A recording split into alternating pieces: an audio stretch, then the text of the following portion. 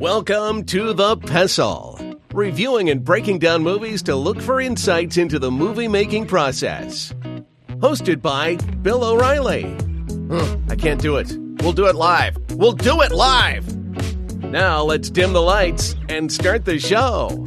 Welcome everyone to the Pestle. Today's show is brought to you by Again. Why suffer a loss or challenges or obstacles? Stop by and get back what's yours at Again. Welcome everyone to the Pestle. I am Wes.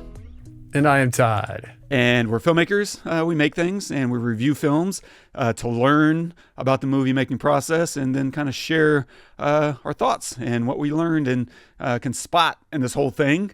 I don't know. I kind of want to dive right in. There's a lot, and I think there's a big conversation waiting at the back end of this thing. With that in mind, Yes. What are we covering, man?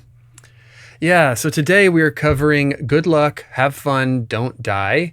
It's the new Verbinski film. At the time of recording this episode, it is in theaters, in certain theaters, not all of them. But I would definitely pause this episode and go watch it because we're going to spoil a bunch of stuff. It's interesting. It's interesting. We'll touch on some of the cinematography, talk about pacing scenes for the edit, and of course dive into some of the story and writing. Among other things, we'll cover like some thought experiments as a basis for stories, the solution to technology according to this film, and other such stuff and things and stuff. And a quick synopsis of the film.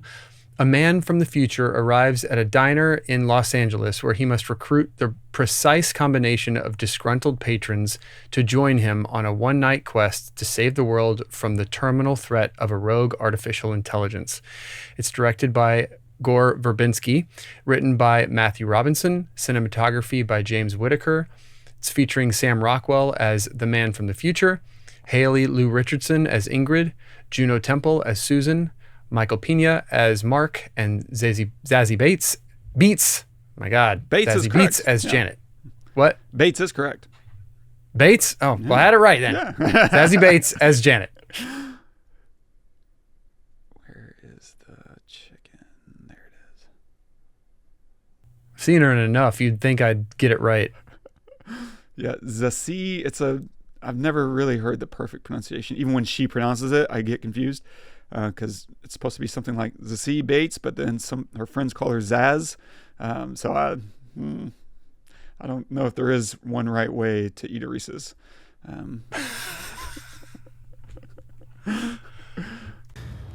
This is my 117th time in this diner doing this exact speech. Can you imagine that? 117 times I've tried to get through to all of you. Kind of like your favorite movie, Jim Groundhog's Day. That's your favorite movie, isn't it, Jim? Yeah? How did you? I have experienced this night over and over again, each time with a different combination of people in this diner. And every time we have failed, I have held some of you in my arms and watched the very life flicker from your eyes.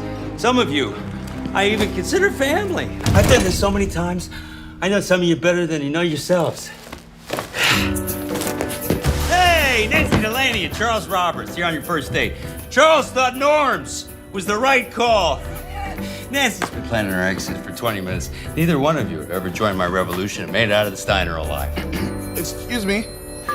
You! No. You are the least useful person I've ever met. 29 times you've raised your hand to join my revolution. 29 times. You've been a fucking albatross around my neck. You got a bad knee, Gerald. Figure it out. You die 16 minutes into the journey every time. You're also mind-numbingly dull. Raise your hand tonight. I fucking dare you. There she is, my queen. Yes. Don't be coy. You are my greatest soldier. My warrior in this revolution. We push it all the way to the limit. You show me things about myself I never wanted to see, but things I needed to know. The sexual tension between us is like a summer storm, but we never act on it. Never. We channel it into our bloodlust, but in the end, you betray me every goddamn time. You break my heart, but here I am looking at those big brown eyes of yours, and I'm thinking, fuck it. Let's roll those dice one more time, baby. Let's burn it all down.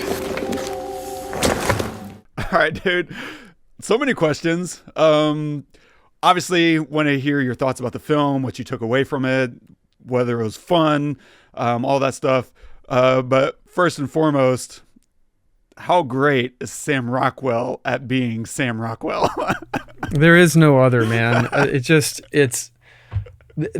has this thing that you can't manufacture. It just is so good. Everything that he does, whether he plays a bad guy or a good guy, or a bad guy masked as a good guy, or a good guy masked as a bad guy, whatever, he's Sam Rockwell. There's no one else like him. And he's brilliant in this film. I mean, every time he opens his mouth, I have so much fun.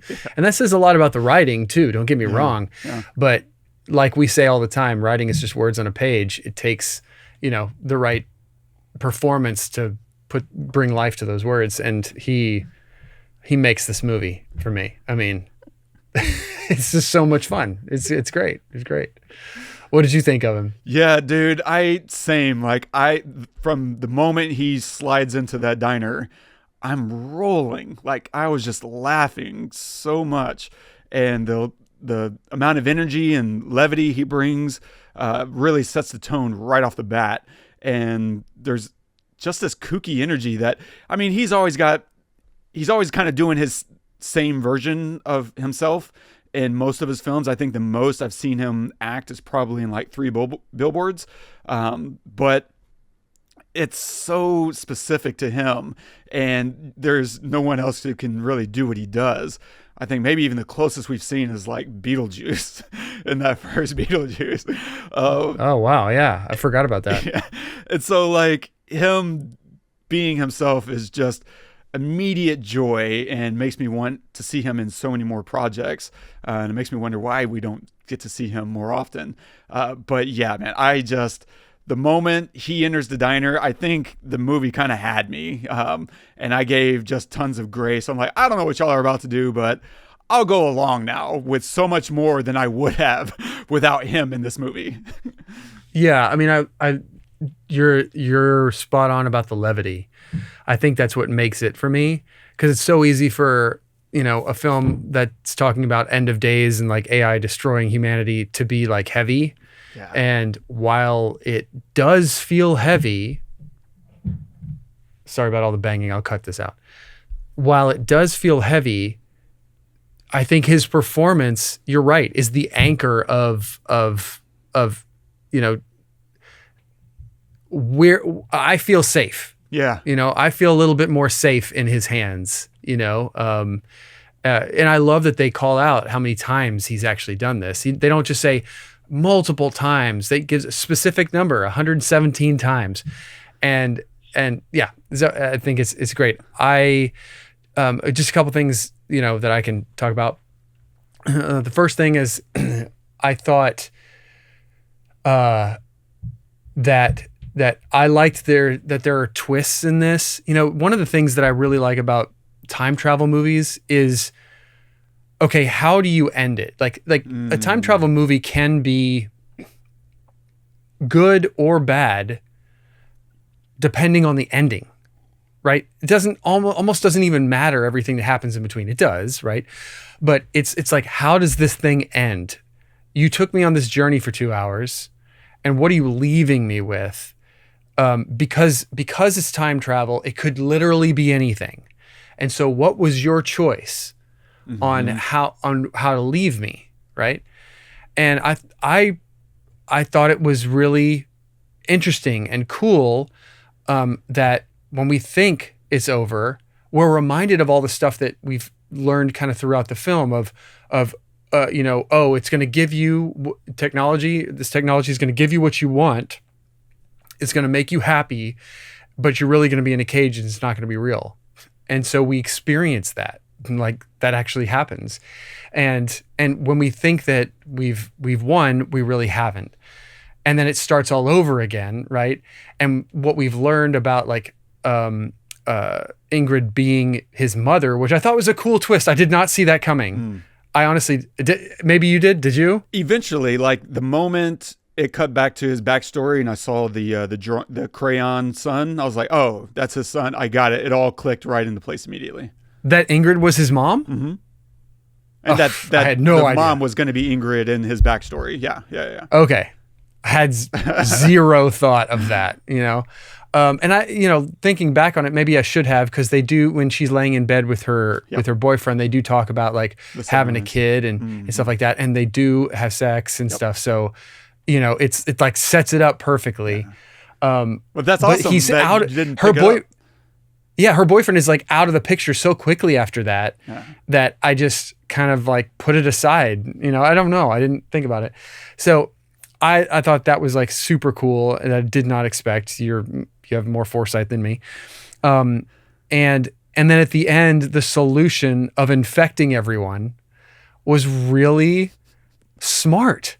It was really interesting to me. It was like, it wasn't defeating, well, the whole purpose wasn't to defeat the AI, right? It was like, no, we need to put guardrails on the AI, because I love that they said it's inevitable, because it is. Like this whole conversation that we were talking about before we started recording of like Matthew McConaughey saying, oh, this is inevitable, it's coming, you got to get on board. I don't necessarily know that I subscribe with you have to get on board, but like it is coming. Like it's here already, and it's going to continue to, weave into everything that everybody does.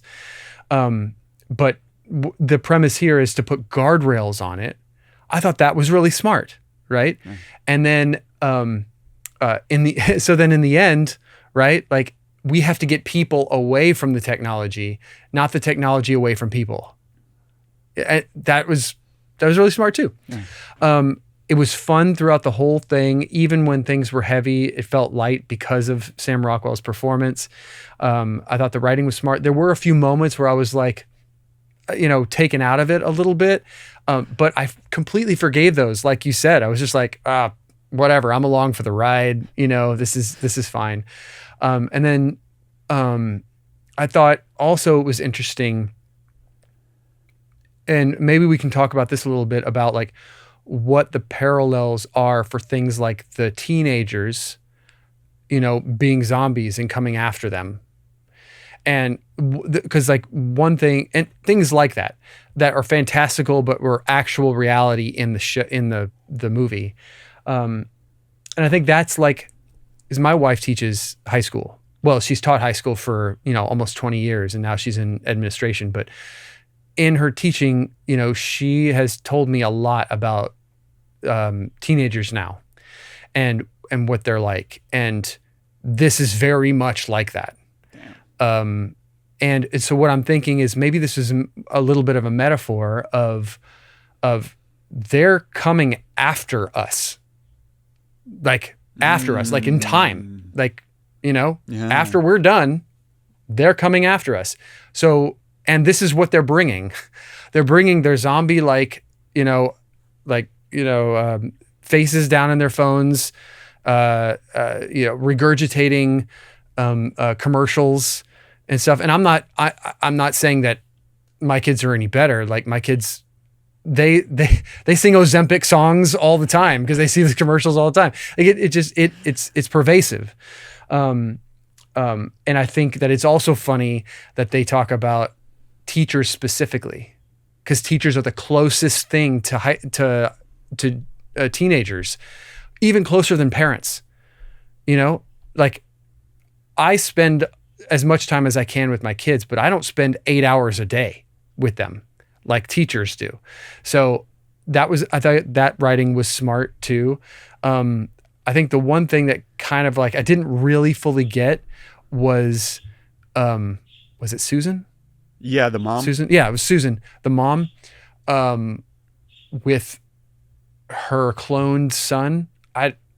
Maybe you have a metaphor for that. I don't know. I didn't really get that, but it was a motivation for her to listen to the thing in her ear because she really believed that was her son.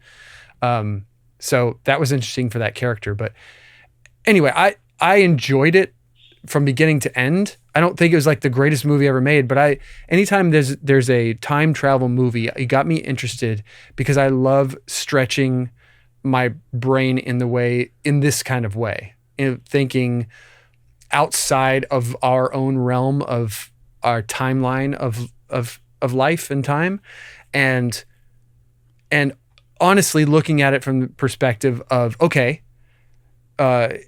imagine that it will be the case in 20 years, which it very well could be.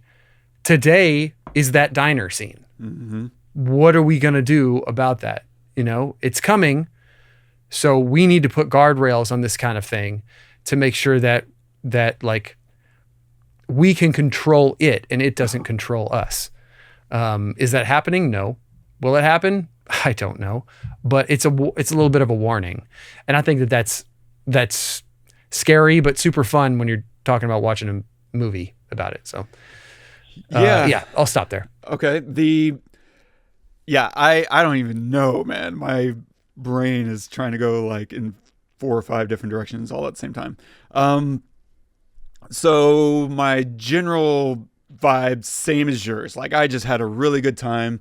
Some of the humor is really hard to pull off, but because of how much is working, it lets me forgive the parts that I'm like, that's really hard to do. Y'all didn't do it, but that's okay. Like, towards the end, right, when you have the cat centaur, there was a funny idea that I was just like, oh, I get what they're doing. But I also was just like, I don't know if this is like the best execution of that idea. But it also makes me wonder, is there a best execution of this idea? I don't think there is. Said. I think maybe the best execution of that idea was probably the Stay Puft Marshmallow Man, like where it's how do you create something that's kooky and overwhelming? I don't know. I really don't. So a cat centaur with weird cat neck, makeup is just cool. That's good enough for me, man. Yeah. But so yeah, the humor overall was just really fun.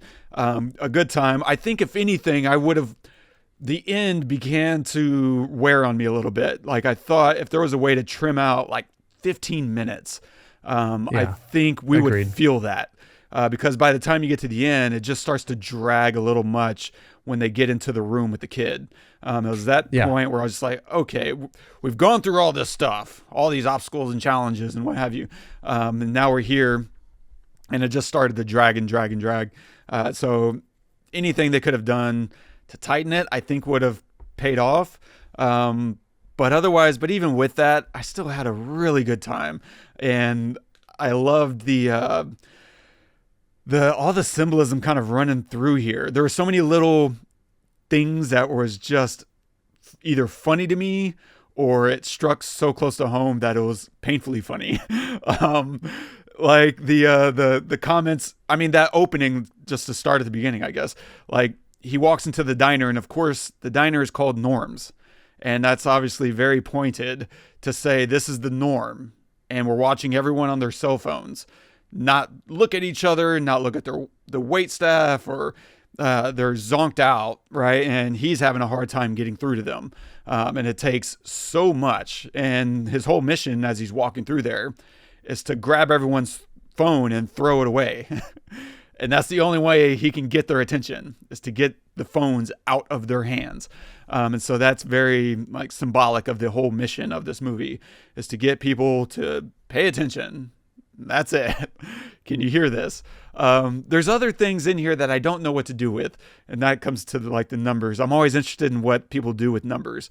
Like 10:10 is the time on the clock when he enters the diner. And I don't know what that means. I think if you were to like replicate that with your hands at a 10 and a 10, like you're maybe looking like an antenna, or maybe look like you're surrendering to Wi-Fi, something like that. It feels like a moment of an act of surrender of some kind, but it may not be. I don't know what else to do with that. I also don't know what to do with 117. He's been there 117 times.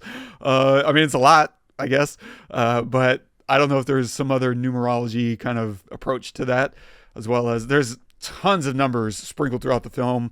I didn't write them all down because I quickly lost track of any sense of meaning. And so I was like, as much as I love that stuff, because it can provide, I think, genuine insight into what's underneath the film, I just didn't care to punish myself. Would you watch this film more than one time? Did you go see it twice? I did see it twice. I saw it. What was interesting to me, and I almost texted you after I watched it, is I'd been doing for the last couple of weeks we were talking about log lines a few weeks ago Yeah. on Send Help. So I've been doing a log line every day, like before bed or sometime during the day. I'll just sit and like, okay, come up with a really fun movie pitch, and I'll try to create some 1 to 2 sentence pitch for that and distill it into a log line. And I was really surprised because I came up with one that I was like, oh, this is fun. I'll send it to Todd. And it had a time travel aspect to it. And, you quipped back, he's like, take my money. And I was like, haha. And then that night is when I went to watch this movie, and there's so many like little elements that overlapped with the idea that I was like, whoa, that's kind of cool. Now it's not a exact replica of my idea, but it also spoke to this concept of, one, there's nothing new, but also ideas can be cyclical, and like the thing that you're thinking about, other people are thinking about. And so that's okay. And it would never discourage me from, fleshing my idea out, because it does radically take on a different tone and story. But all that to say, if you're working on a story and you see a trailer or a movie coming out that's like, oh, that's my idea, it's probably not. Just keep doing your story. If you still love it, do it. But that was interesting. But yeah, whenever I saw it on Thursday and then I saw it again late last night, and it was still really fun. Like I still had a really good time. Okay, good. Yeah. Good. Because I feel like I could watch it again too. I think there's more to notice, and maybe more to like think about and come up with a metaphor for why this and why that. The more you like if you watch it a second time, and just to see Sam Rockwell do that kind of thing is just so much fun. And Michael Peña, I mean, like he's just him, and he's so funny and fun in everything. I mean, my son loves him, like in Ant-Man. He is the best part of Ant-Man to me. Like His little he's stories. just Yeah. his little stories are freaking the best. They're so good. He's just got a way of like making me want to listen to the next thing that comes out of his mouth. So for me, he's the second best part of this movie in terms of acting. Like he's just, I expect that from him. If I watch him and he's like super serious, I kind of don't expect that, and I don't have as much enjoyment. But when he's like this, man, I could watch that all day. And the whole thing about the sabbatical with the teachers towards the beginning of his story, he's like, sabbatical? Why and they're saying sabbatical all the time. It's like, high school teachers don't go on sabbatical? I didn't know they go on sabbatical. What? It's like it was just so great. It's the way that they deliver that. What's really funny about that you say that is his background really is as a dramatic actor. And he'd never done comedy until he did Observe and Report, I believe is what he said. And that was his first time really taking on comedy. And if you've seen that movie, he is genius. He's so good. But I think that's also what makes him so funny, is it's so sincere.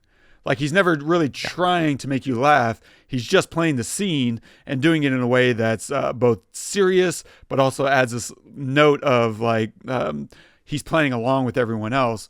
It's a very delicate balance, but he's just a great actor. He like embraces his, is he from Mexico or like South America or like, I don't know. He embraces his heritage. It feels like in the way that he delivers his lines, and he like speaks really fast. So it's like, it's more fun because you've got to listen to him because he's going to say things really fast. Anyway, just he's so good. He's so good. I really enjoyed that part. That's awesome. Obviously he's American, but his of parents course are from Mexico. So yeah, Mexican. Mexico. Yeah. Okay, cool. So he embraces his heritage, right? Like where he's his family is from, in his performance, not afraid to do that. Like I'm in scenes with a bunch of other white people. In everything he does, it's just like surrounded by white people, maybe one black guy, but it's always like that.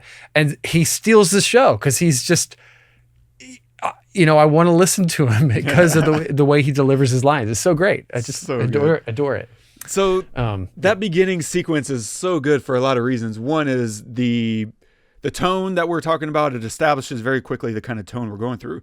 And the other thing that I loved, man, was I think a lot of newer directors would try to turn that into a oneer. It's like, oh, it's one big monologue.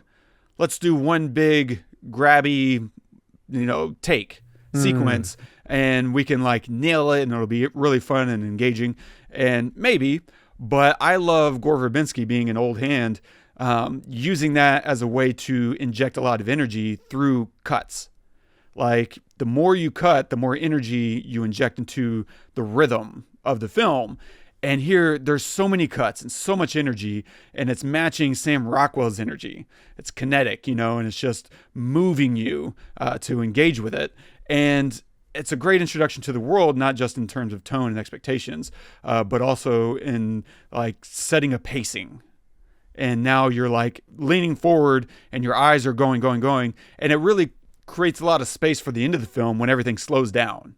Whenever we get into this big dramatic, sequence between Ingrid and the machine, like, we need a moment here. We're going to slow down everything. And so having that ability to ebb and flow is great. And I think doing a oneer there would have probably been a mistake in comparison to what we get here, because the rhythm is just so specific.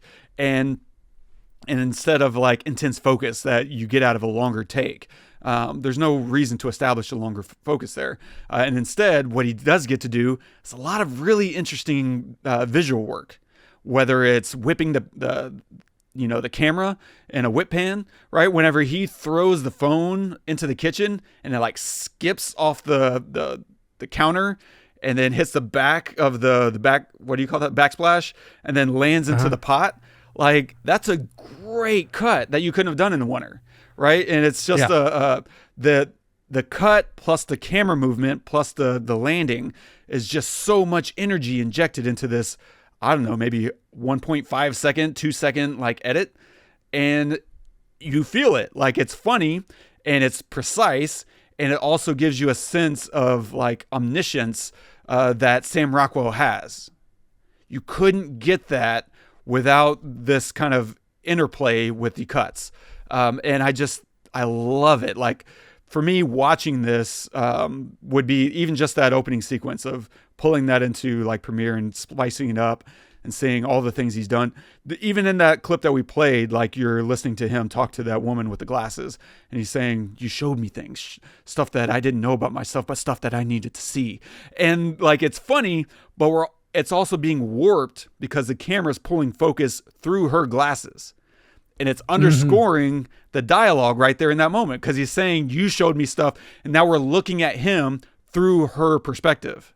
And it's simple, but it's genius, because it's adding to the humor, even as it's being very on the nose, and it's just interesting to look at. And so it's one of those things that I don't think you could pull off convincingly in a oneer.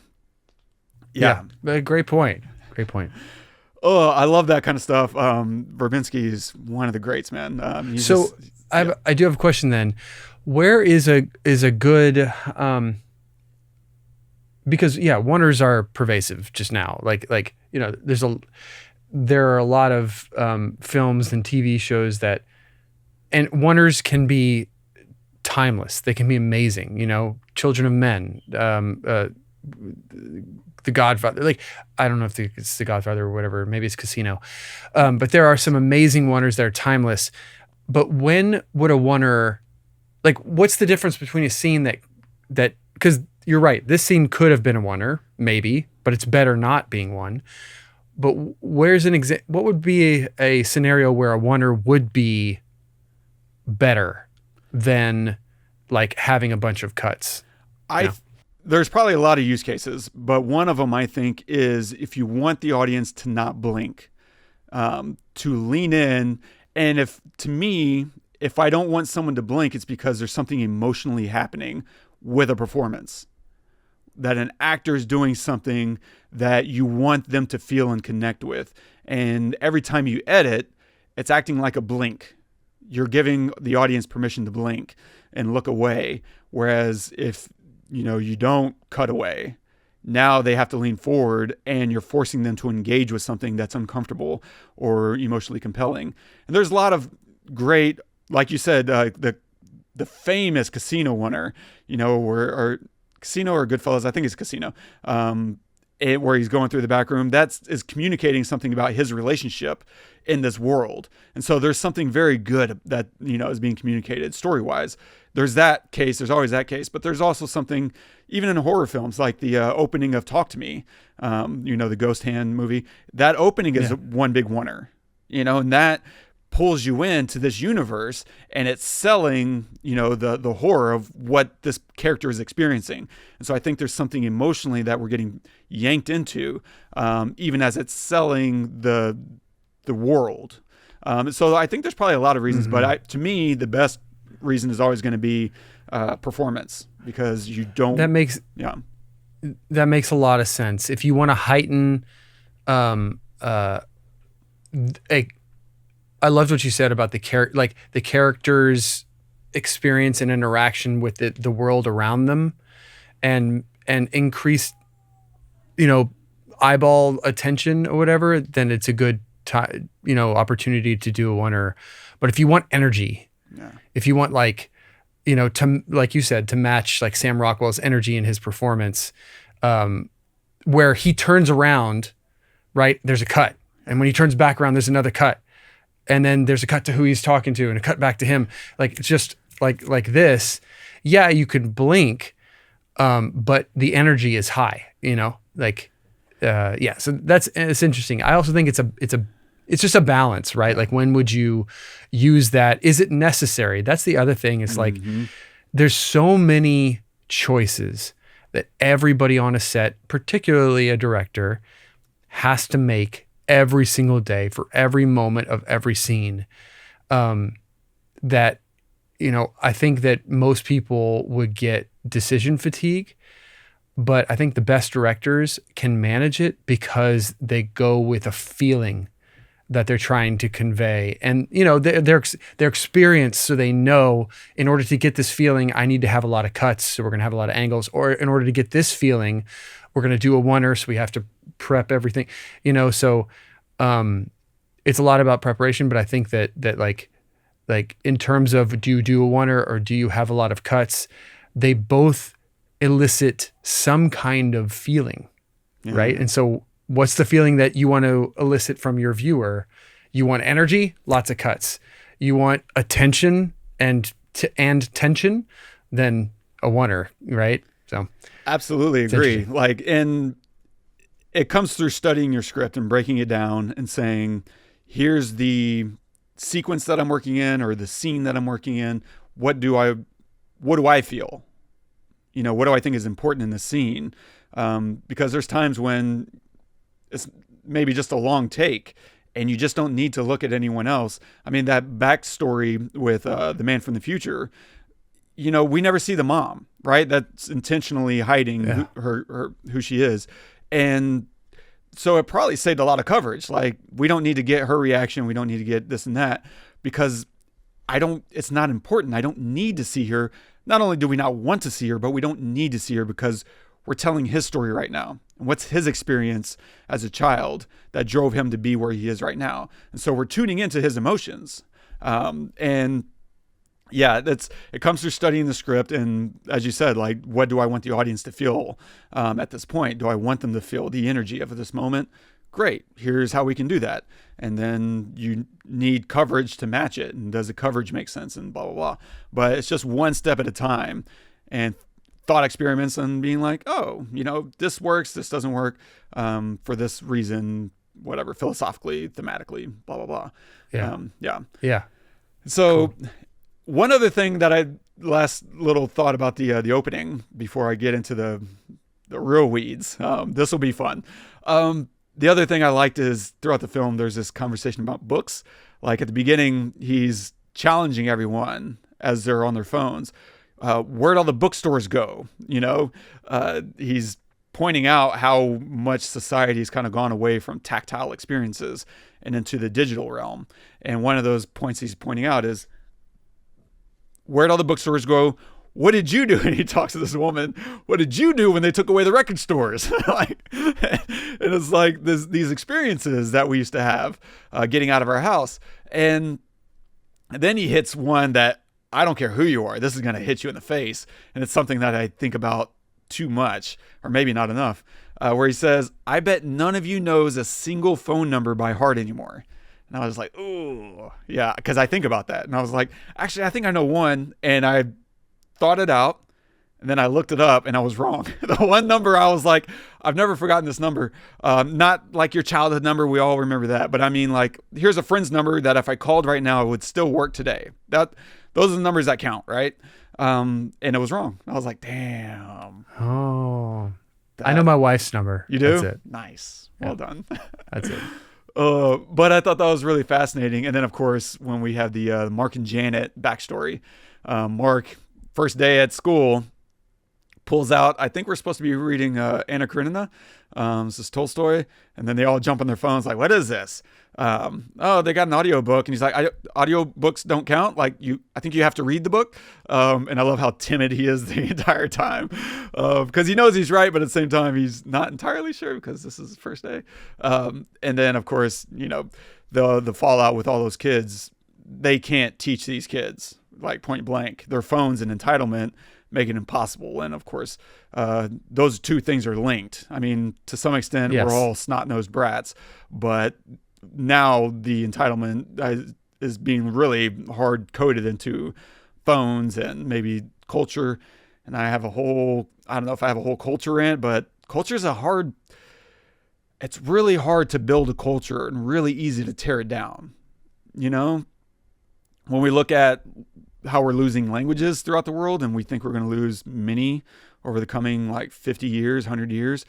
We expect to lose just the vast majority of languages as English and probably a handful of others start to dominate. It's going to be rough, and it's not necessarily entirely bad. There's certainly going to be good things that come out of it in terms of creating more connectivity between countries. But there's also going to be things we lose. Culture that we lose becomes something that we can no longer experience. And who knows what gets lost in that process. Because America does a lot of great things, but there's also things we don't do that other cultures do. Like it's no longer normal, right, for our parents to move into our houses and we take care of them until they pass. That is done in America. Like that's very rare. That still happens. I have family members who do that, but it's not the norm. And so anyway, it's very hard to build culture, kind of like trust. The adage I heard recently was you build trust in teaspoons, but you lose it in buckets, right? It's really, really hard to build a reputation of trust, and it's very, very easy to lose it all in one go. And I think culture is a lot like that. It takes a long, long time to build a culture. Alamo Drafthouse took years and years to build a culture, and they're about to just completely dash it on the rocks. And that's going to go away. I don't know that you will be able to get that back because of how long it took to establish it. And once it's gone, it's gone. So anyway, like the teachers, try to interrupt these habits, and it gets them hunted down and it gets them their jobs lost, right? Now they're on the run simply for trying to do their jobs. That's what Mark was in there doing, right? That was kind of my takeaway from that whole element of the phones and the teaching. Like he was trying to do his job, and in order to do it, he needed to get them off their phones, even though the way he talks about it later is he was also becoming entranced. Like he got entranced by the phone, and that blew everything up. I don't know. Any thought or comment? Okay. Yeah, no, it makes perfect sense. There's, well, first off, I'll say, when was the last time you were in a high school? Ooh, sometime within the last 10 years. Yeah. Yeah. It's fucking terrifying. It's not a place you go to it's very stressful, I will say, because I've been in several, because my wife works in high schools, and it is a nightmare. And so to add to that, just this, like you said, I think you're totally right. This entitlement, this entitled feeling, right? Where like every one of these kids, and I'm not blaming the kids, it's not the kids' fault that they grow up with phones and that they grow up with parents that give them phones when they're 8 years old, which, by the way, don't do that. Don't do that. It will destroy your child's childhood. Anyway, but it's not their fault. But the thing is that like they are entranced because they're used to getting this dopamine, right? And it sucks them in. And so when he gets entranced, it makes sense because like just because I'm older doesn't mean that I'm not susceptible, right? I scroll, dude. I can feel the dopamine hits when I scroll and I can feel it. The difference is I feel it and I know it, and these kids don't. They've grown up with it. They are numb to it. So it is just their life now to spend 12 hours a day plus on social media or on their phones just in general. And so they are like this. It's not, when I say this is a metaphor, it's kind of not a metaphor. It kind of literally is the way that kids are. They're not dating. They're not driving. They're not going out with their friends. Like really, it is a massive, massive problem. They are just here. And I like in this story that it comes to fruition really with what's her name's boyfriend, with Ingrid's boyfriend, right? A guy who has sworn off, he's not allergic to it, but he's sworn off technology, who then like, even he gets sucked in, right? This guy who's like gone his whole life basically was like, nope, no to phones.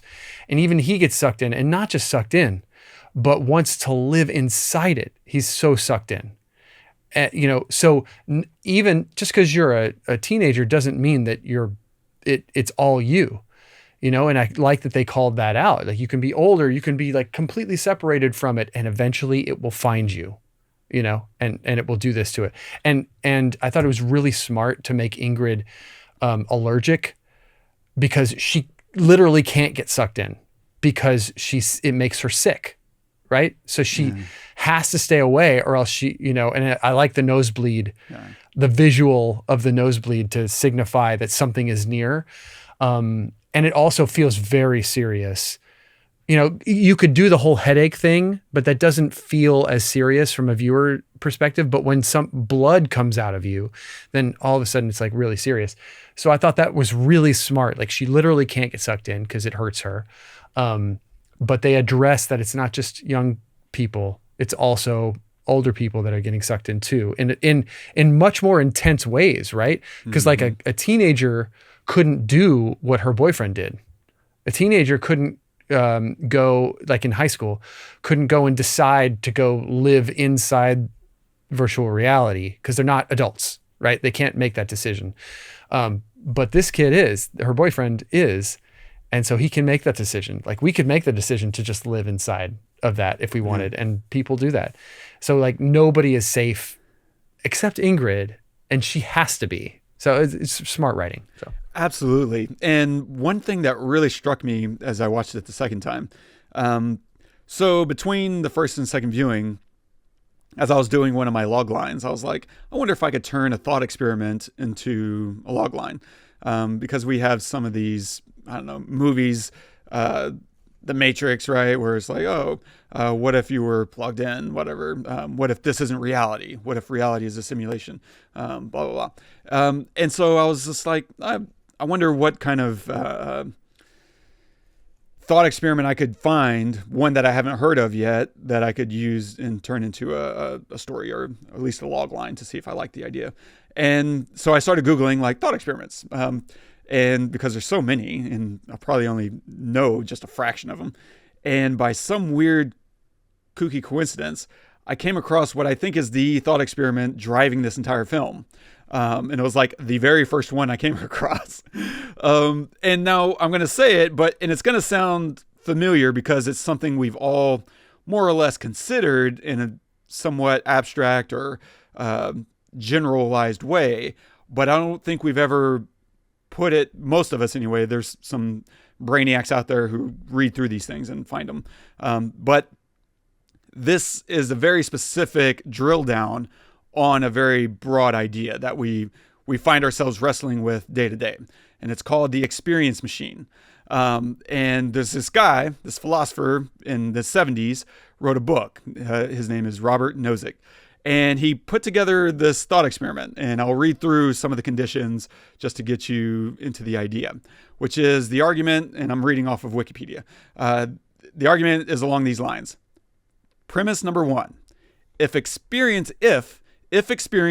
as much pleasure as we can is all that matters to us, then if we will experience more pleasure by doing one thing than by doing another, we have no reason to do that other thing.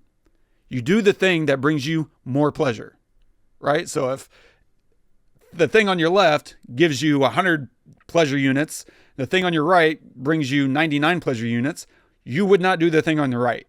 If that's our whole goal. If our goal is to experience as much pleasure as we can, you would only do the thing on the left. Okay. Premise number 2, we will experience more pleasure if we plug into the experience machine than if we don't. You can plug into the experience machine and experience 1,000 pleasure units, or doesn't matter. Anything less than that means you won't do that thing because of premise 1, if our goal in life is to have as much pleasure as we can, you do the thing that gives you the most pleasure. And so now we have a machine that gives you as much pleasure as humanly possible. Great. So our conclusion is 1, if experiencing as much pleasure as we can is all that matters to us, then we have no reason to not plug into the experience machine. That's de facto, right? It's self-evident. Okay, yeah. Based on these premises. But our third premise, we have reason not to plug into the experience machine. And you could almost phrase this as a question. Do we have a reason to not plug into the experience machine? And so our second conclusion is experiencing as much pleasure as we can is not actually all that matters to us. And that is the foundation of this movie. That is the whole question this movie is asking. And it takes place in that conversation you were just talking about between Ingrid and her boyfriend, Tim. And that's Tim's whole argument. That is literally, and I wrote it down more or less. I paraphrased it because there's several different conversations they have. But this is the nuts and bolts of what he says, almost verbatim. And he's talking to her at the table. What if someone made a better reality than this one? What's the point of going through these challenges and obstacles and overcoming them? What, to become a better person? We're going through pain to become a better person? Why shouldn't we just already be our best selves? Why would I ever choose this world over that one? Because of me, she says. Literally what she says. Well done. Good memory. She says, because of me, and it's heartbreaking. That's why you remember, right? Because it's so heartbreaking. Yes. Like, why do I have to even say this? Because of me. Yeah. Oh. And then, yet, he still chooses the fantasy and becomes ingested. And so this movie is really asking this bigger question of, is there anything more to life than just experiencing the best pleasurable elements that we can experience? And we need to come to terms with this sooner than later, because as big and audacious as the picture is painting, I think it is something we are coming closer and closer to having to really come to terms with. As we're having more and more kids come up through this system of being terminally online.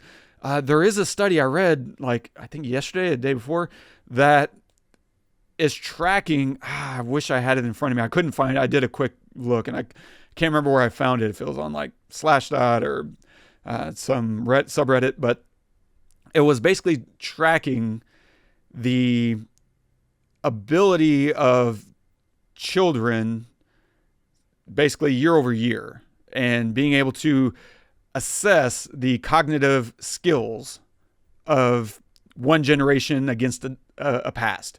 And they've been doing this for over 100 years, kind of having these same skill assessments of, how smart are you effectively? I mean, it's kind of a shitty way to bit of a morale killer. No, I get it. But I think I heard about this study. And it's brutal because they're like, this is actually the first Gen Z, the first generation to perform worse. Every generation before this, all the way through millennials, performed better than the previous generation, where they were, more cognitively sharp, whether that's probably digesting information, the ability to think faster or whatever. I forget all the criteria. I'm sorry. I'll look it up and I'll try to put it in the show notes. But that's heartbreaking, and it seems to be very pointed at some aspect of technology. What exactly that aspect is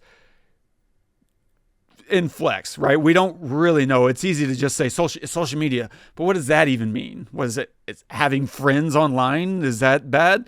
Because there's a lot of people who grew up in the 80s and 90s online with friends that are perfectly fine. And so it's dialing that in to some degree or another. We need to figure that out. But even broader than that, because to your point that we were just talking about, like, adults aren't immune to this either. I mean, we all know older people who have a very hard time distinguishing between fact and fiction on the internet. We see that perpetually throughout any category you want to pick. Like politics is the first one we're all going to say. And so this is such a really interesting way to approach storytelling, though, is to say, here's a thought experiment. Let's play with some conclusions, or at least build a world that asks the audience to answer some of these questions for themselves. And they cloak it in so much humor and bombastic, visuals that it can get lost in the way, but it's still there for us to kind of consider and to digest. I'll pause there because I just said a lot of random shit. But yeah, what do you make of the thought experiment or this movie's interpretation of that? I have heard about what you were talking about the that study that they've been doing, and it's scary because it makes sense. That's the other thing, is that it's not just we did this study and we found this out. What? Oh, that's surprising. No. It's not surprising to me at all. I'm privy to it a little bit more because my wife is she works with kids every day. But it's scary because I've heard this before, like the only people that want you to be better off than they were are your parents. And if your parents can't give that to you because society is like, or this thing, I mean, you could call it the internet, but I would say that the internet is fine. It's more about like social media, right? Is social media in a bad way, because it can be good. It's scary because it doesn't even give you a choice, like it's really, and I say that as someone who I've kept cell phones away from my kids. And specifically cell phones. We've had this conversation on this podcast before about like an iPad is one thing, cell phone is a totally different thing. And I've kept it away from them on purpose, especially like social media. They just can't do that. But at some point they're going to, because they want to be part of the party, right? They want to send things to their friends and have friends send things to them and find a band that they want to share and everything. And that's I think ingrained in us as people, but how we used to do it is different than how we do it now. You can passively just send something to someone as opposed to like calling them and saying, dude, I just found this band. I just got this record. Come over and listen with me, or I'll bring it to school tomorrow and I'll share it with you. Or like, you know what I mean? Yeah. It is engaging and now we have this like, society, or this like new generation of kids that have grown up only knowing a world with internet and with social media. We are this generation who has gone through no internet to social media, to cell phones, and then social media on the cell phones to take with us everywhere. None of that existed when we were born. So we are the only generation to have gone through that. This generation always has had it. So they don't have like a choice to not be around it. And it's sad because it does take away a lot of boredom from them, you know, and boredom is super important. Like when you think of log lines, when you're trying to do that every night, right? You just sit there. You just sit. I don't even know what you do, but I'm telling you, you do nothing. You sit there and you have to still your mind. You have to still your body to like put yourself in a place to create something. And there are still plenty of people on the planet that do that, you know, and in the best ways. We have great stories that people write now, you know, and athletes who I think about this when I watch the Olympics. There's still athletes, people that spend 10 hours a day practicing something that has nothing to do with technology or internet or social media or anything. And that brings me joy. Yeah. Right? Somebody who's like a kid who wakes up and says, you know what, I'm going to go to the rink and I'm going to skate at 6:30 in the morning or whatever on a Saturday for 5 hours. There's kids that want to do that. Right. And that's fantastic. And I love hearing that because so many just don't, because, you know, they're locked in. So anyway, I'll stop talking for a second, but so great. Like, and I did a quick Google of the paper and I found like good. Conveniently, there's an AI overview. Rabbit hole. But the synopsis is basically Gen Z may be the first generation in modern history to exhibit lower average IQ and cognitive test scores than their predecessors. And some of the implications here: cognitive skills decline. Research indicates Gen Z is underperforming in areas like reading comprehension, mathematical reasoning, memory, and focus. Like, those are some good ones. Like, I want those. I want those. Yeah, exactly. So I'll link, you know, some of the stuff in the show notes if you haven't already come across this, like Todd has. And so, yeah, I think this is such a great way to engage people and make, hopefully, some people ask some of these questions, because it comes back to your point that you were making earlier about you can end a time travel movie any which way you like. And I just loved that this ended with a false ending, right? We get where everything works out. Susan's real son is magically back and everyone lived and Tim is back. And we find out, of course, that they actually lost. And this is what was fascinating to me is he thinks at the beginning of this movie, the solution is guardrails. And what he realizes at the end of the movie is there can be no guardrails. Like, the only real cure is just getting away from it, is becoming allergic to it. The solution is to give everyone what Ingrid has, total avoidance, and that technology cannot be bargained with. And I think that's really fascinating, even if we all look at that as very naive and idealistic. There is some absolute truth that's in there. And how you walk that line is going to probably determine a lot of how you go through life and experience joy. Because if all your joy is being experienced in these dopamine hits that you're getting through technology, then that's going to lead, that has to lead to a crash, right? Like a dopamine crash where you are trying to love people. And this is so good because when we first meet Ingrid and we learn, and this is another little screenwriting technique that I just love that they did, which was cueing, how you cue up some of these backstories, right? When Mark from the future, when we get his backstory, they're in this little fight in the house, they're arguing, and he's like, y'all don't understand, it gets to everyone. And they said, but not you. It never gets you, does it? And that's when we cue his backstory. Same thing with Ingrid. She tries to let the car crush her. She is miserable in this life in isolation where everyone else is online. She has no one else to connect with. The last person in the world she had to connect with, chose technology. And I think that's why she's so depressed, is that she doesn't feel like she has a future anymore. And she seems to be aware that she's pregnant. And now she's about to bring a child into this world that is doomed. And she doesn't want maybe the child to go through what she's going through, because what if he has it too? I don't know. We never really understand. This is me injecting my own mental story into it. But she tries to kill herself. And then, of course, he, the man from the future saves her son. And then as everyone's walking away, Mark and Janet are having this conversation with each other, like whispering, like, what the fuck is wrong with her?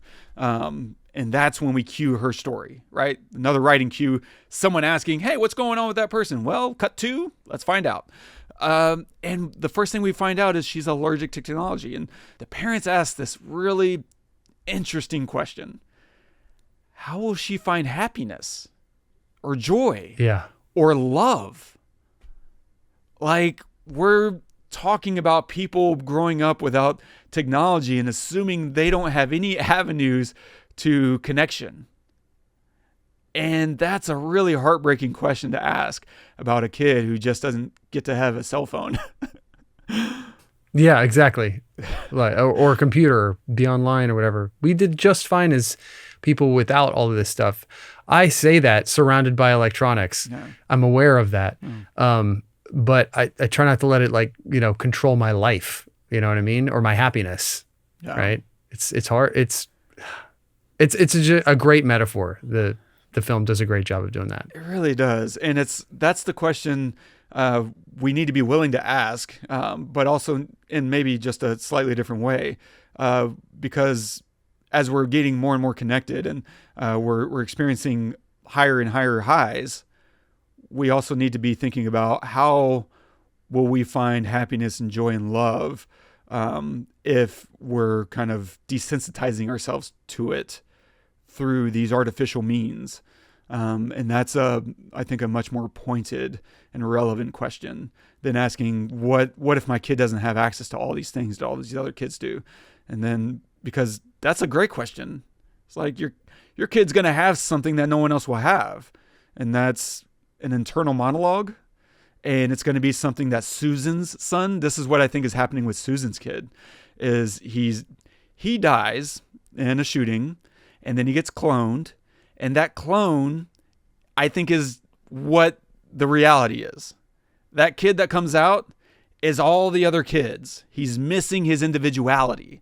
All the things that made him are no longer there because he was now raised. He's being raised by tech. He was spouted by tech. And that's the metaphor. The metaphor isn't that she lost a kid. It's that her kid is like every other kid out there. And that's kind of horrifying, right? Where's our weirdos anymore? Where's our unique, people? And if your kid is being raised terminally online, they are now a clone. They're spouting off ads and whatever else. And so Susan, and there is that other aspect of it that's interesting, that Susan was willing to go with the clone of her son rather than come to terms with having lost him. Right? She chose also a fantasy instead of reality because reality was too hard. There is that aspect of that story for sure.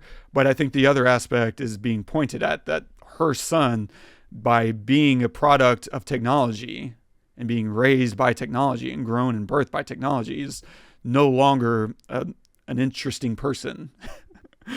To just follow up what you said, like, it was really interesting writing for Ingrid's boyfriend when she wakes up at night or whatever, and he's devouring food because he didn't eat all day. He was online, and then he says to her, why can't, like you said earlier, why can't we just already be our best selves? Why do we have to go through struggles so that we can grow and learn? And it basically says why you go through struggles, right? And why things are hard. Everyone laughed in our theater whenever he says that. We're like, why? That's why you do it. Right, because that's why you go through it. But at the same time, it's like, I think it's super important to say something like that, because it's really hard as people to imagine a good thing coming out of struggling when you're in the middle of the struggle.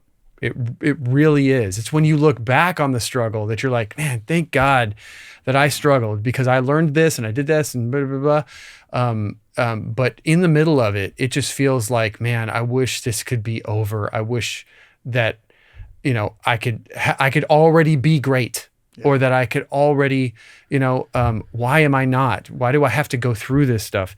And I mean, if I'd like to say a little caveat to that is that a lot of times when I think about that, or when people mention something like that, well, your struggles are what define you and everything, I feel like, yeah, but then that kind of, usually they use that as a reason why God exists. Mm-hmm. And like God puts struggles in your life because of blah, blah, blah. No, we built this shitty world, right? That makes it very difficult for this to happen, or, you have really crappy insurance companies and I got to fight to get the insurance company to give me, like, why do I have to do that? Because it's not because God wants me to learn how to like negotiate and fight for myself with an insurance company. It's because we built a shitty system that, we built the crap. So it's on us. And we're not going to pawn it off on God or the universe. No, this is our doing, right? So anyway, agreed. Pause there. I think the other thing that plays into this story is the aspect of there's only so much you can do as a parent, right? There's a limit because your kids are their own person, and all you can do is all you can do. And I think that's reflected in Sam Rockwell's character, the man from the future, who was raised by a mom who would not let him use tech. And yet, he still needed to find out for himself. And the moment he does, it kills her, right? That's where she gets discovered and they fire off a rocket and she's dead. And so now he has to learn on his own how awful it is before he can become part of the resistance. And so that was, I think, a really interesting element too, that, parents at a certain point have to let their kids go into the world. The question is, what can you do in between then and, starting that whole process? I don't know. Obviously, I don't have any kids to my knowledge. And so, but I thought it's hard. That was a fascinating, I don't know, not parable necessarily, but metaphor. Through killing her off, she can no longer help him and give him guidance or give him any more warnings, because once he's in, he's in. And I thought that was kind of cool. Yeah. And this is why it's a good movie, because we have a lot to say with this kind of thing. And I a lot of times sit and I think, man, okay, what has been the best, I guess, like time frame, right? Because to live, because like, you have the 1800s or like 1700s where there's no electricity, right? Where you have to ride horses everywhere, and, ships take 3 months to get from England to the US, and like die from right? polio. That's right. Yeah. That's not a good time to live. No. Not a good time. Okay. Let's go forward a little bit. 1900s, maybe 1920. All right. You can get across the Atlantic Ocean in 28 days instead of 3 months. And now, there's electricity, and we're starting to have, planes, and we have cars and stuff. Okay. All right. A little bit better, but there's slavery, right? And there's still a lot of things that people die from that they shouldn't be dying from, right? We don't know that smoking is bad for you. Like all of these stupid things. It's not really the best time either. Okay. Well, and you keep going forward. Now we get into the 80s, where like there's a lot, the 80s and 90s, where there's a lot of everything that we have now. Almost everything that we have now, we had in the 80s, except for internet, cell phones, and social media. Those are like, name other life-changing things. There were personal computers. They were gigantic, but there were computers, right? But name other world-changing things that have been put into place that affect all our lives this much that were in the 80s. It was just those things, I feel like. So that kind of feels like there's a tipping point there when the internet started everything kind of like, started with it. And now we're in this place where you can sit there and think, man, I wish, things were more like they were in the 80s or the 90s, where we didn't have to like worry about that stealing our like creativity and our souls and our humanity. But you can't really do that because we are where we are. And think about in 2050, what's it going to be like? We're going to look back at 2026 and think, oh man, that was a great time because we didn't have this and we didn't have that stealing from us and whatever. We only had, social media. Right. So we have to just be here now and do what we can in our own way. In that means something to us. For me, it's small things. Yes, I love technology. I think it's fun. And anytime my wife or my kids give me anything that for my birthday or Christmas that you plug in, I love it. It doesn't matter. I just love it. I love trinkets and gadgets. But what I can do is keep cell phones, because that matters to me, away from my children. I can limit their screen time. I can make them go out to play. I can have them join groups, whether that's sports or that's art or whatever. I can promote creation and being creative. So that's what I can do. And so that's what I'm doing. And everybody else has their own thing, and they need to make the decision to do that themselves. And I think that might be a little bit of what Sam Rockwell is doing in that diner. He's recruiting people to do their part. What did you do when they took away, music stores? Nothing. You did nothing. I can tell you what I did. I started writing music. I wrote music, right? Yeah. I said, I want to learn guitar. I want to learn piano. I want to learn how to sing. I want to start a band. I want to tour. That's what I did. I kept buying CDs. I still buy CDs, by the way.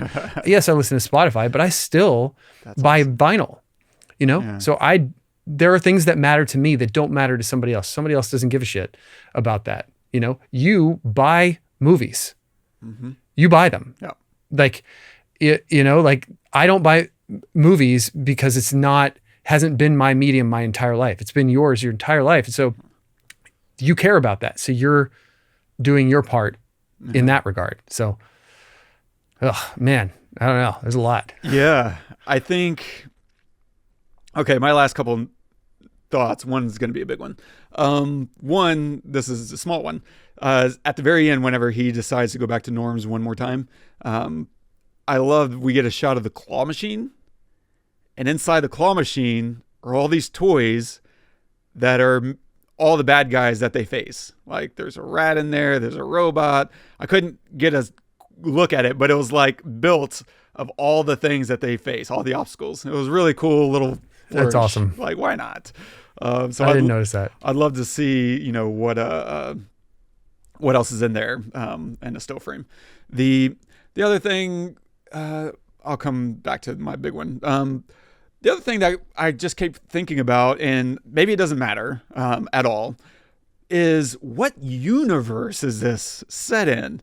Like, is this whole thing a simulation? Because he's fighting against the AI from the moment he gets there to some degree or another, right? He walks in, the police get called, fine, that's the cops.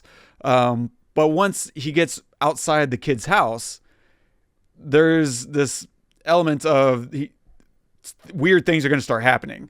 And it's like, why are weird things going to start happening? Because if the AI hasn't been invented yet, should there be anything preventing you from getting to the house? Right?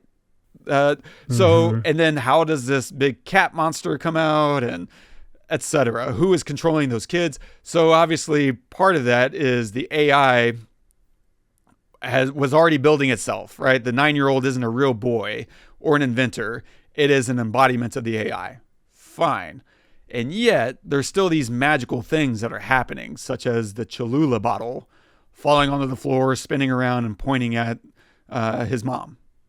Mm-hmm. And so, I don't know if that's just, we're supposed to go with that as in terms of the whimsy of the movie, which I'm fine with because it has that kind of whimsical element that pervades it. Or if that's really actually pointed at some other more dangerous element that he never had a chance in the first place. All worlds were lost because he's never gotten to go to any of them. He hasn't actually gone 117 times. He's just doing a player reset within a simulation from the get-go. And that I don't know, because the boyfriend, right, Tim, he gets a box, the VR headset, even though he didn't order it. Like, who sent that to him? And so there's some outside player that's interfering with everything way before the AI gets technical, like, what do you call it? Sentience. And so I don't know if you have a feeling on that. I have a whole AI rant. But before I do that, I don't know if your feeling is we're just supposed to have fun, and good luck, don't die, our way through this whole thing. Just really quickly, the only thing, the thing that I think is that it's progress. That it, like, literal progress, like human progress that's doing stuff like that. So, the invention of the cell phone, people are going to want that. But progress did that. People, didn't think I want to invent a cell phone just because they didn't, that was the next thing to do. It was, I'm looking for this next thing. The idea of moving forward. So the ethereal progress, I feel like, is what brings the rats, right? Because it's preventing you from avoiding it. Right? The rats are preventing you from avoiding it. The teenagers are preventing you from avoiding it.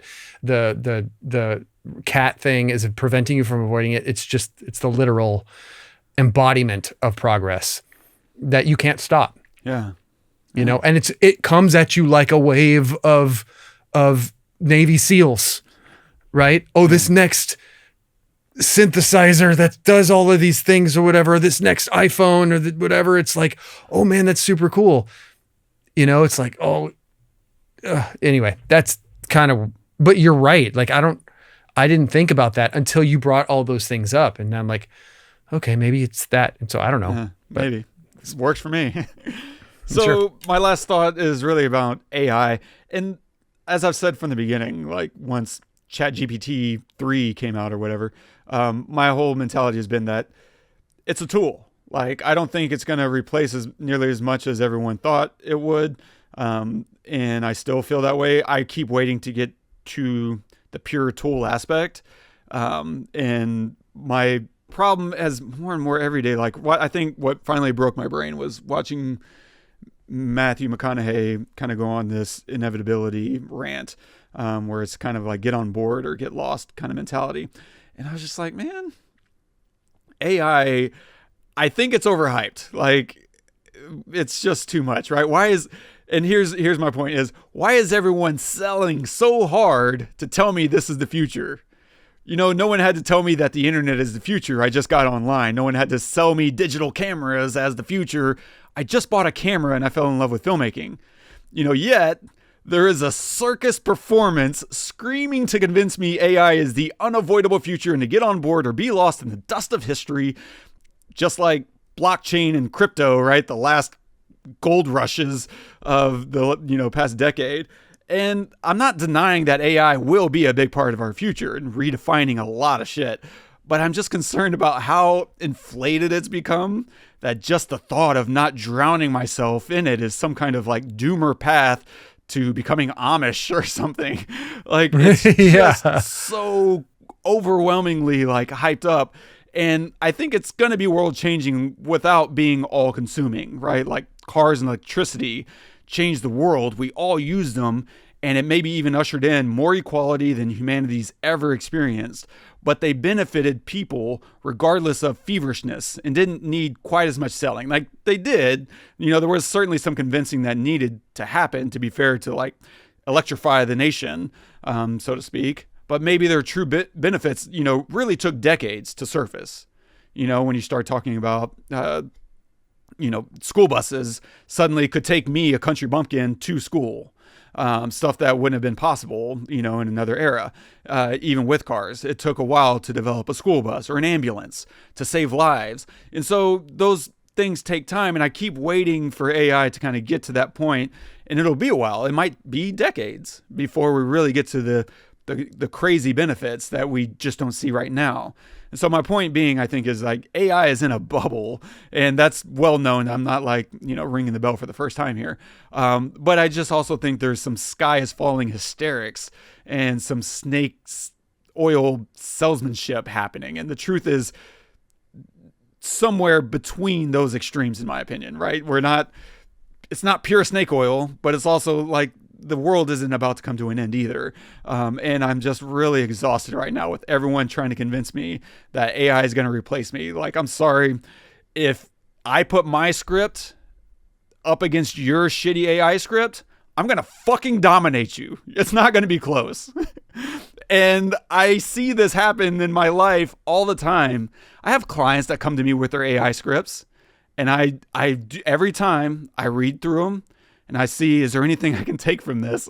And there is yet to be one single fucking shot that I've been able to use from an AI generated outline or script or whatever. It'll get better. I know it's going to get better. My point is, it's never going to be me. And it's never going to be you unless all you're doing is building up your muscle, quote unquote, through using AI. Like, what's going to separate you from the other jokers using AI? Like, it's so weird for people to think that they're generating something unique of value through prompts. That's very limited. It's just very limited. You don't become a better artist through, cutting out other artists' pictures. You do it by drawing. You become a better musician through playing your guitar. And so putting the phone down, putting the AI down, if what you want to do is this, whatever, XYZ, you need to be doing XYZ, whatever that is. Anyway, that's, sorry, I think I've been holding that in. No, dude, you're good. So what I heard this thing the other day, and I was like, yes, finally, this makes a lot of sense. Because I have this conversation with my wife. My wife thinks that literal AI is like, at some point, and maybe she's right, is going to be indistinguishable between human created and AI created. Fine. Let's say in 10 years, that's the case, where you can, there's agents, you can prompt an entire movie and it looks incredible, like interstellar quality, right? Let's just say. Right now, if you watch commercials that are generated with AI, it tells you at the bottom of the commercial, generated with AI, right? And there are laws, again, like that have to be that way on a lot of stuff, not everything, but a lot of stuff. And I think that is necessary. Like that, for me, that's the guardrail. Because like, if you look at like, and this is the analogy, if you look at food, all food has ingredients on the back. Why? Because it doesn't matter if you like it. It doesn't matter if you think it's healthy. We have to tell you what's in it so that you know, right? I think this protein bar is healthy, so I'm going to eat it. Well, I need to tell you, as the person who made it, what's in it so that you know what you're consuming. It's the exact same with movies and with music. If I want to know if a human made this, and you have to tell me if a human did not make this. Human being, like a born human being, made this or not. You have to tell me, because I can't tell the difference. I can't tell the difference between something that's organic, like organic broccoli or normal broccoli. But I need to know, because I'm buying it. I'm paying extra for the organic. I need to know. You need to tell me. It's the same thing here. I will, and if that's the case, I'm totally fine with AI doing all of that stuff. Make full movies. Make full albums. Go for it, AI. Go for it, people. That's great. I don't give a shit. Yeah. I will never give a shit. You just need to tell me that this movie was made by AI, or this album was made by an AI artist. And it could be better. It could be better than every other artist I've ever heard. And I still won't give a shit.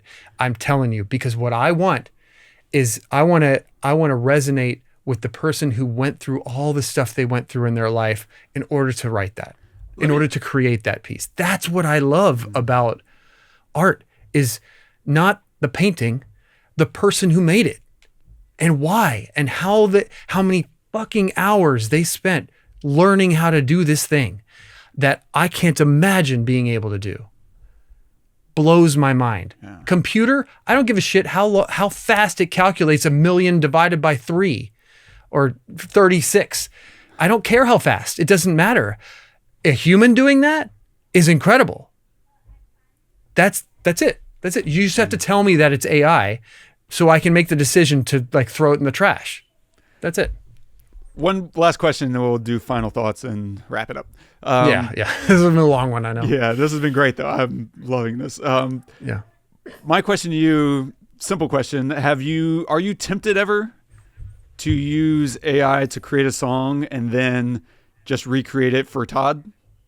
No. Not an ounce of me. Like none of me has any interest in that. Like what? Why? And that's the other thing about like, I sound old, but like kids nowadays, right? You look for the easiest way to go from nothing to finished product. But what they're missing out is it's the process of making it. That's the enjoyment. When you finish the song or you finish the album, then it's fucking done. Okay, now what? And you put it out and okay, fine, great. But you got to make something else. It's the process of it. That's the whole thing. If you want to make a movie, you're excited to make it. You're not excited for it to be done unless you're miserable making it. But you like making it, so you don't want it to be done. That's the whole thing. You want to be on a set. You want to be working with actors and producers and grips and stuff and making decisions and seeing the outcome and then editing and all of that. You want to make it, man. That's the thing.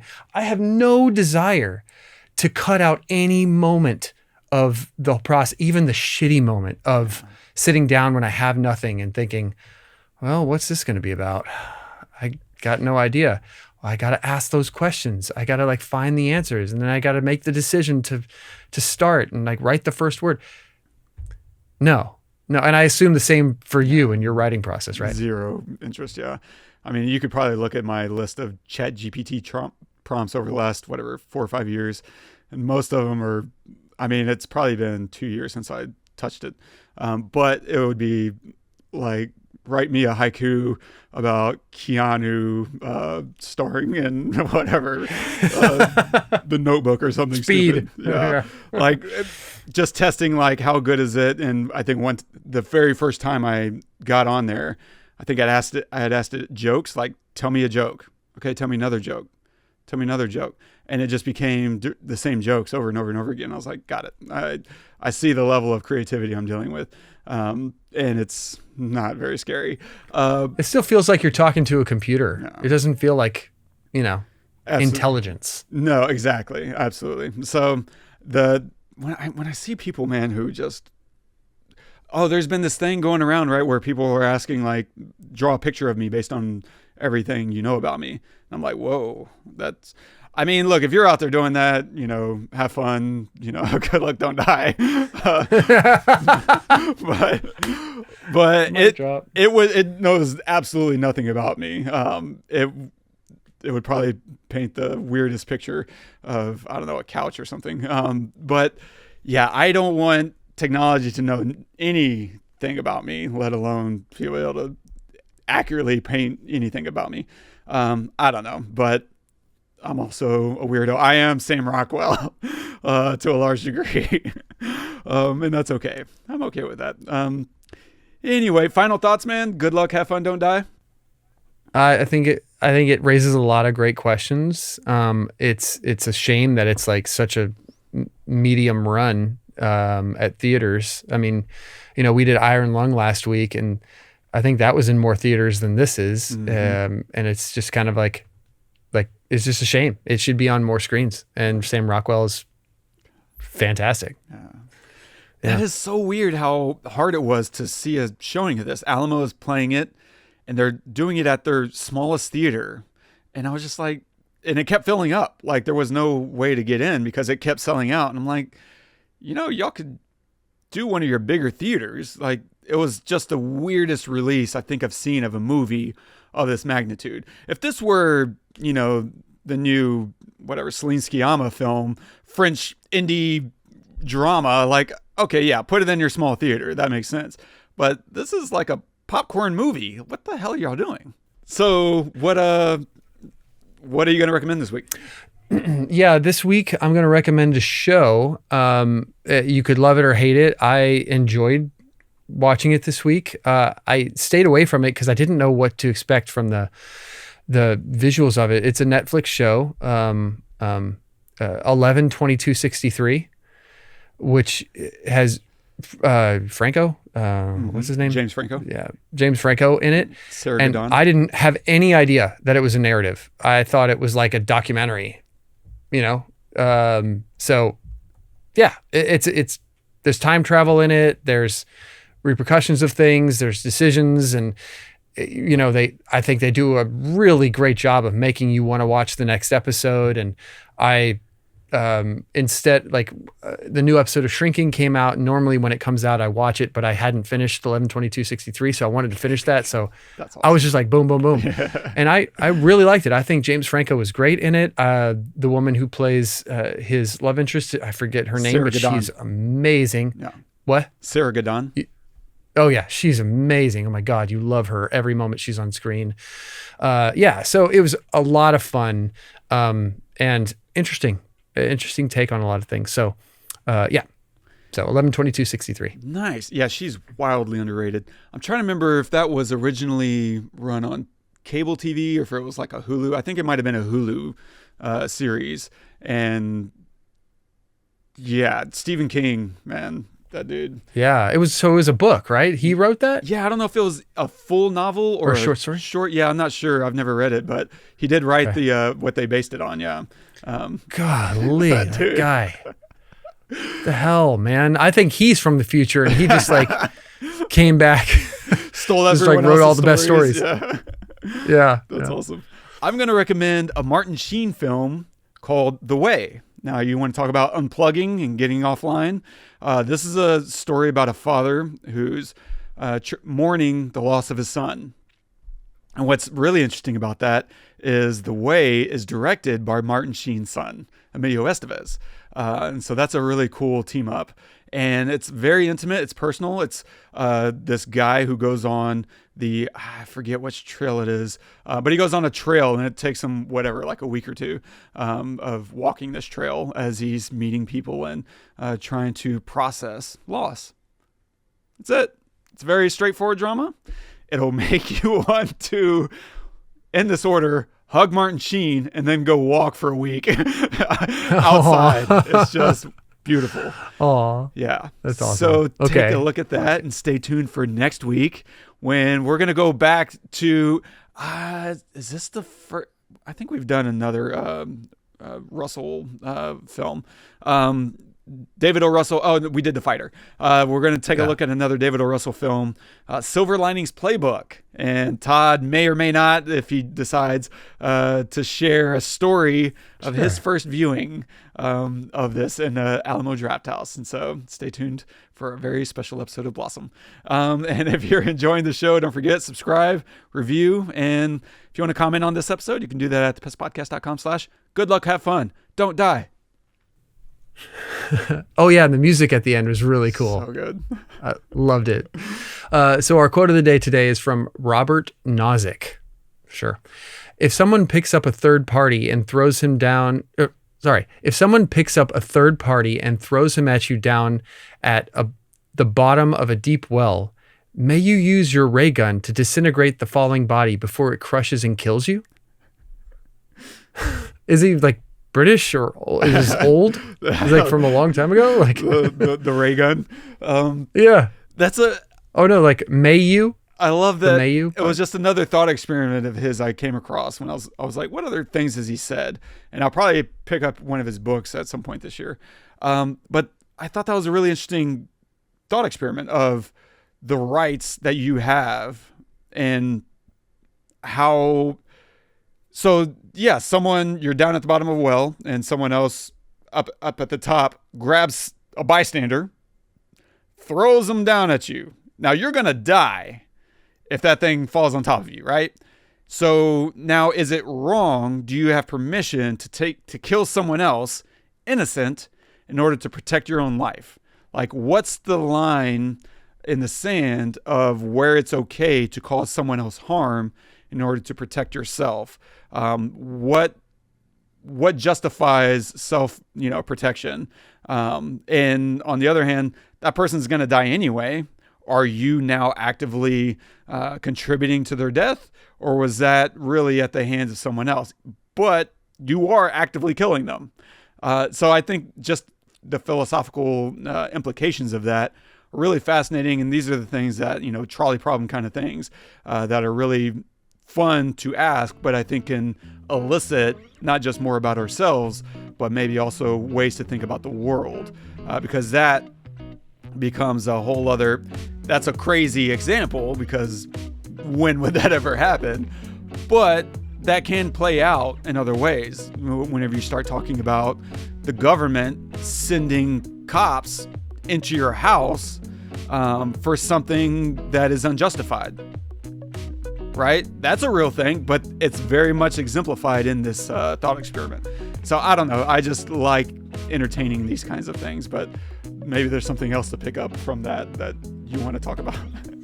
No. I think you called it out. I was going to say, well, the person's going to die anyway, but you're right. Are you contributing to it? Like, take it a step further. You're the one that still did it. So that still killed them.